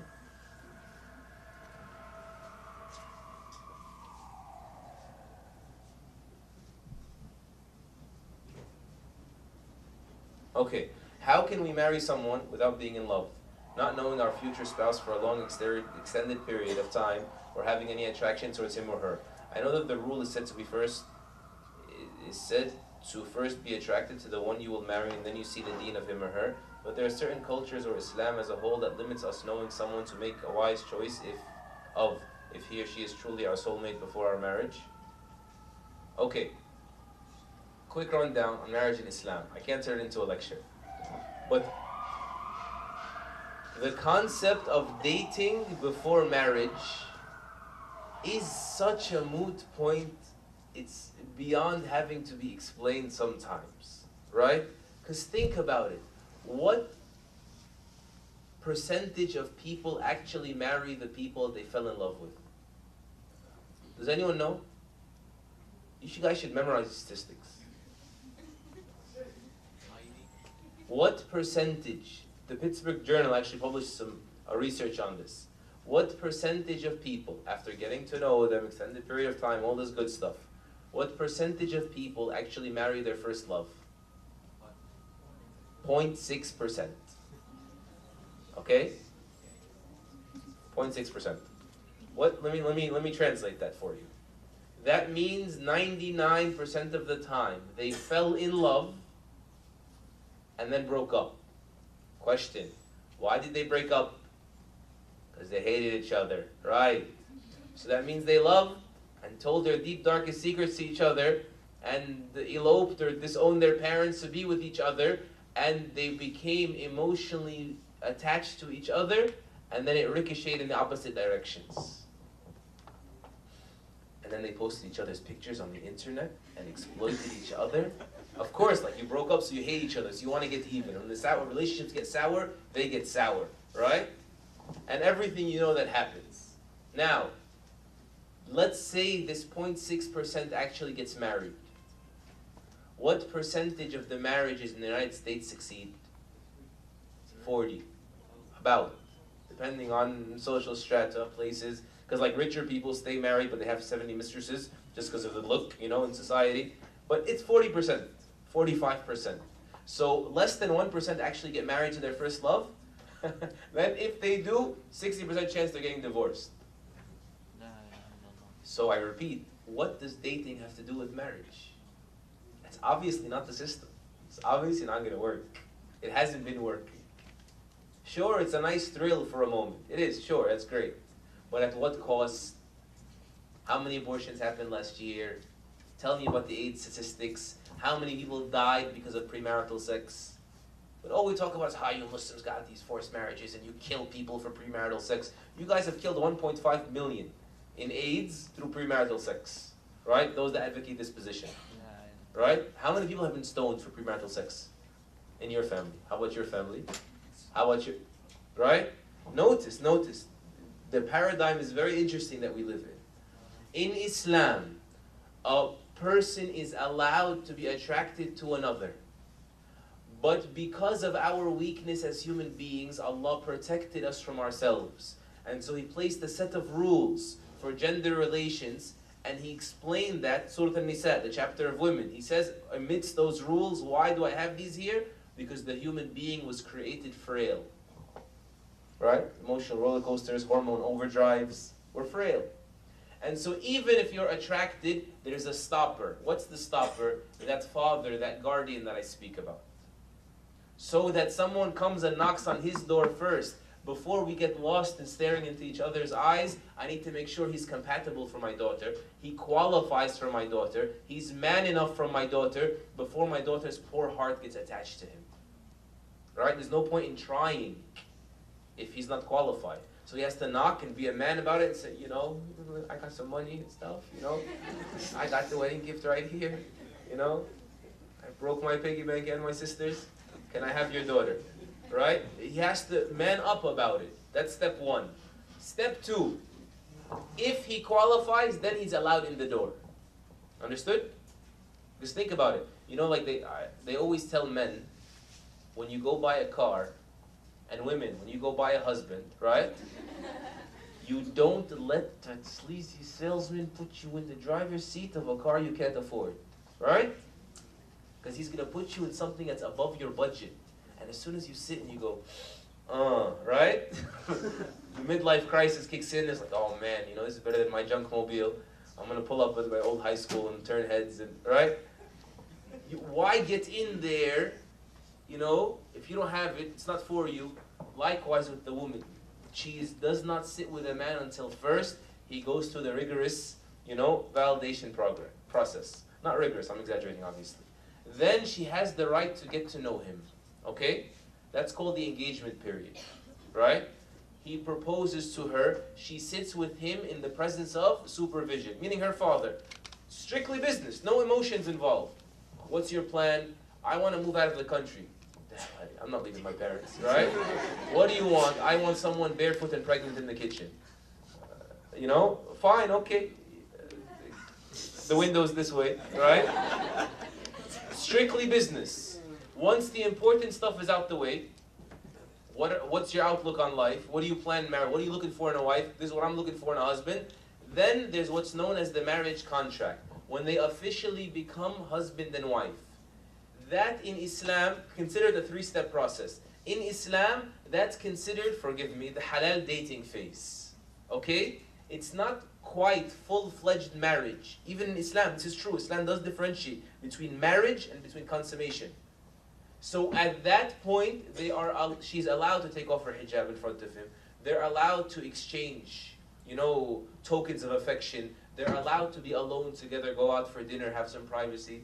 You know, see if he's a loser like me that doesn't like taking walks, right? And makes my wife's life miserable, right? She can try him out, right? Without becoming fully committed, maybe she's not ready. The point of no return, you know how it is, especially in the mentality of a woman, right? Then if she feels comfortable, then the consummation is what finalizes the marriage. And even then, may Allah forbid, the divorce is still an option for the man and the woman. It's not, you know, till death do us part, you know. That stuff, believe me, it's not as romantic as you first thought. The movies made it look that way. So that's basically how they get to know each other and how a successful marriage would be. right? Of course, and Islam makes things easygoing like that because the big part in marriage is not finding love, it's generating it. Islam teaches us that mercy and affection generate love. And that's a critical fact to learn because many people give up on marriage when they think love is hopeless. Love is gone, it's no longer there. I like you manage well, she improvises, mashallah. Everybody lower your gaze. You'll see the Arab in me before the night's over. Or we'll make them pay mahr. What do you guys think, sisters? Right?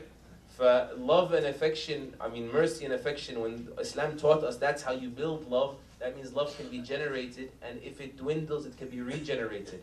And Islam honestly focuses more on that, the post-marriage building of the warmth of the marital home and the process of marriage itself, even though the pre-process is just as beautiful, the way I explained to you just now. One last question, and then we'll take them in private after that, because people are being very respectful by not walking out. I know you're tired.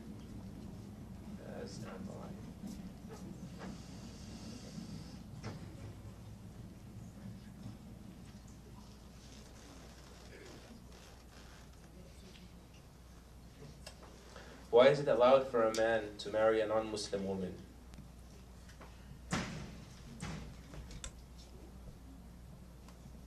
What's the answer?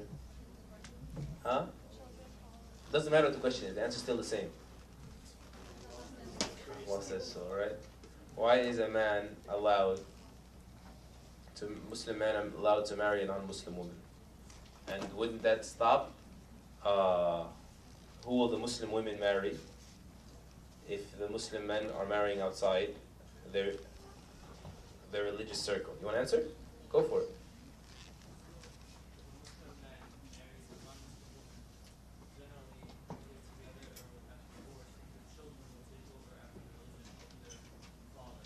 You sexist.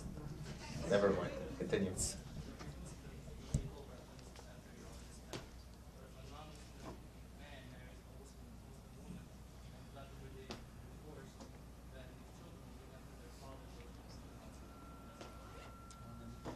So why wouldn't they take after the religion of their mother? What would prevent them?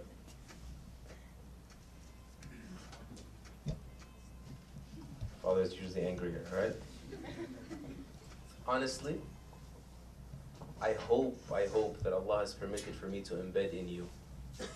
Allah has made a rule, that's the ruling, even if we can't understand. Because sometimes the reason we can't understand is because our lives are so short and our experiences are so limited that we just have to believe Him. There's no other way around it.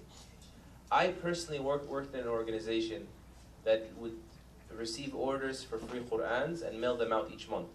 We would mail out maybe 600 to 1,000 Qur'ans a month, translations obviously. Nuna, Assalamu alaikum.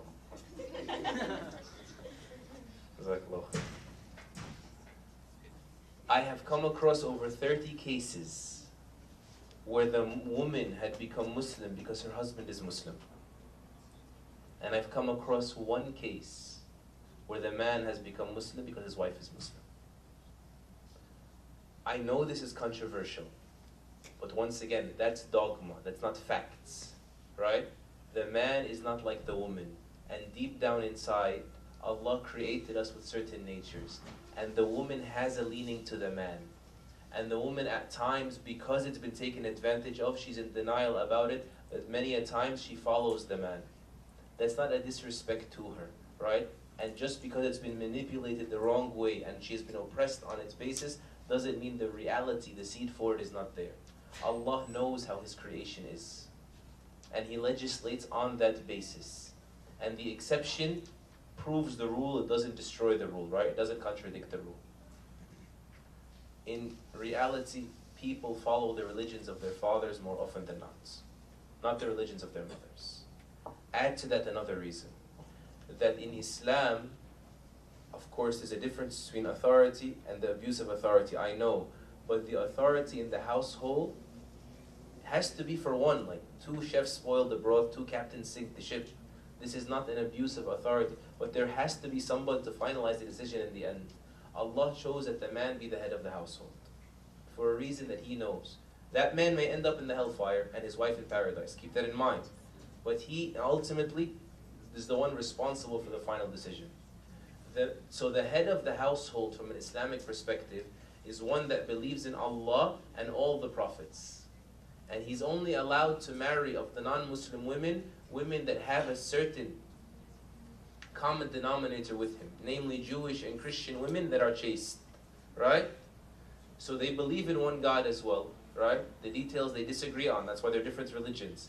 And they believe in all the prophets, except for the Prophet Muhammad, or if they're a Jew, then the Prophet Jesus, peace be upon him as well. Switch the diagram. If the man was a non-Muslim, then the head of the household would not be believing in all the prophets. He would at least be disbelieving in the Prophet Muhammad. You understand? So that would be an impediment for his family members to believe in their faith, because he rejects that. And he is the authority in the household. Right? And as for the sister's question, who will the Muslim women marry if the men marry outside? Of the conditions that the scholars mentioned, and this was the fatwa of Umar ibn Khattab radiallahu ta'ala anhu, is that he would prevent the Muslims in a time when there would be a scarcity of husbands from marrying outside of Islam, because that would deter the Muslim women from their own Islam. Like, what bigger trial is there that I can't find someone to marry me, once again to complete me? That's the human nature Allah knows about us, right? Because they're all going to marry from outside the faith. So that's why some scholars permitted, and Umar ibn Khattab was atop of them all, to prevent a Muslim man from marrying even a Jewish or a Christian woman, if that would put the Muslim woman in difficult standing. And some would also forbid it, and this is honestly the opinion I follow, and I've never followed anything else, if it would jeopardize the religious commitment of the children as well. Like Islamically speaking, right? The man is the head of the household, right? So he's supposed to say the final decision, and he's supposed to tolerate the rest, yes? And he believes in all the prophets, so he's fine with his wife believing in Jesus, believing in Moses and the likes. But if a separation happens, and more than 50% of the marriages we said end in separation, legally speaking, the head of the household is not going to have the children. So the children's iman will be in jeopardy, won't it? Right? And that's why many of the ulama permitted to not take part in this marriage, or to condone this marriage in limited circumstances. And Allah subhanahu wa ta'ala knows best. So just so the sister doesn't get an idea that this is going to continue going on and there's nothing to stop it, even if at the expense of the Muslim sisters, that's not the case at all. And Umar ibn Khattab was the first person to advocate for that issue, from what he understood from the teachings of the Qur'an and the Sunnah. Jazakallahu khairan, sallallahu ala Muhammad wa ala alihi wa sahbihi ajma'in. Assalamu alaikum.